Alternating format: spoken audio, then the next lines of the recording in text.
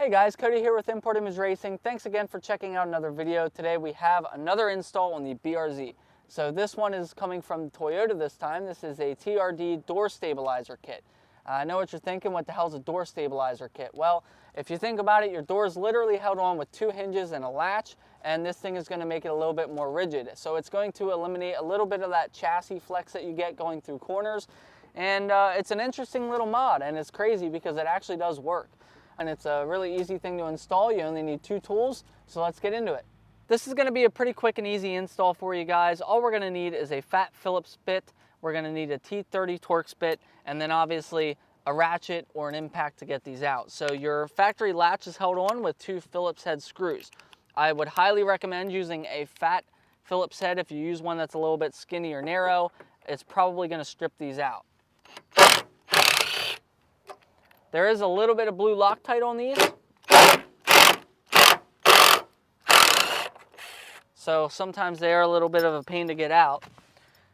But we're going to remove that latch, get out our new latch. So we're going to notice our new latch is a little bit different than the one we took off. It's going to have this spring-loaded wedge here. What we're going to do is pull that wedge back and insert our hardware. Now these do have blue Loctite on them from factory, so I would recommend putting more blue Loctite on them.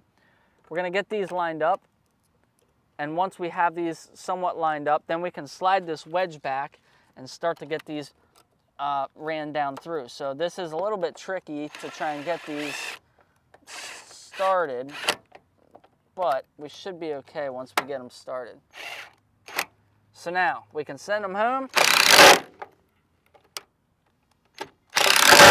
Once that's installed, it should be oriented like this. So your spring-loaded wedge should be pushing back towards the back of the car. Now we're going to get to the next part, which is going to be remove these T30 Torx bits. We're going to remove these two in the front and leave the back one alone. Grab your new metal retainer.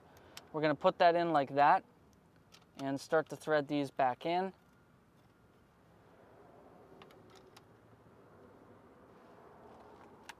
Send those suckers home.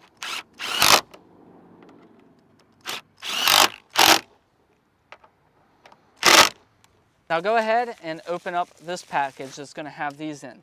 These have to go a certain orientation, so just pay attention. Basically, you're going to see these little slits in them, and they're going to slide over these raised up portions. And it's going to be sort of like a wedge that's going to be facing in towards the car that's going to activate against the wedge on the inside there. So then we're going to take this and we're going to slide it same way, same orientation, and it's going to basically slide and clip on, and we're done. Now as you close the door, these wedges will connect and the door will shut.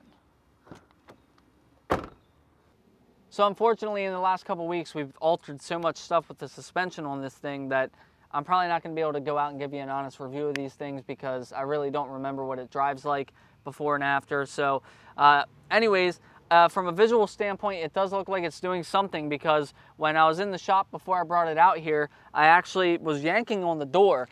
And as I was yanking on the door, I could see this lip of the door coming up past the door jamb and basically no longer sitting flush with the quarter panel.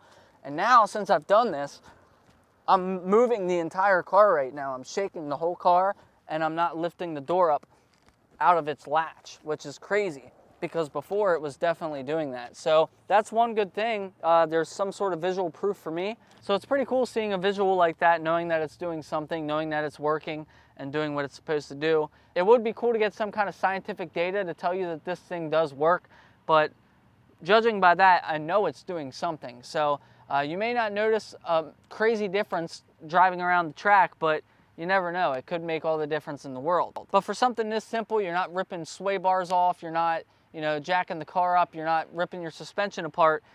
This is a pretty simple mod, for it to actually do something. That's pretty cool. So that's going to be it for today's video, guys. I'll see you in the next one.